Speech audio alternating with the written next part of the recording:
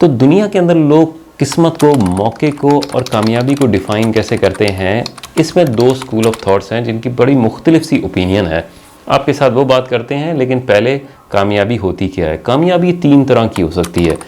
मादी कामयाबी हो सकती है, ये मटेरियलिस्टिक होती है। इसके अंदर आपकी दौलत है, मकान है, आपके बच्चे हैं, आपकी अच्छी नौकरी है, आप अच्छे जगह पर रहते हैं, आपको वीज़ा मिल गया, यानी वो सारी चीज़ें हैं जो एक रेस की तरह होती हैं। आप एक रेस में अंदर बहुत सारे लोगों के साथ भागे हैं, आप आगे निकल गए हैं तो आप कामयाब हैं। इसको मादी कामयाबी कहा जाता है। इसके मुकाबले में जो दूसरी दो कामयाबी हैं, जो रूहानी और सुकून वाली कामयाबी है, इनका ताल्लुक जो है लोगों की अप्रिसिएशन से नहीं होता, यानी लोगों के जानने से नहीं होता। लोग शायद आपको कभी ना जान सकें कि आप कामयाब हैं या नहीं है। हो सकता है लोगों का आप ख्याल रखते हैं, अपना काम ईमानदारी से करते हैं, किसी को धोखा नहीं देते हैं, पैसे वक्त पर देते हैं, लोगों की मदद करते रहते हैं, आप ईमानदार हैं।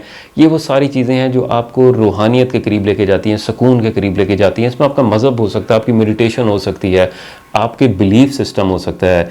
ये सारी चीज़ें आपको इंटरनल कामयाबी देती हैं, इंटरनल सुकून देती हैं, और आप सिर्फ ये महसूस कर सकते हैं, दूसरे शायद कभी ना जान सकें कि आप कामयाब हैं।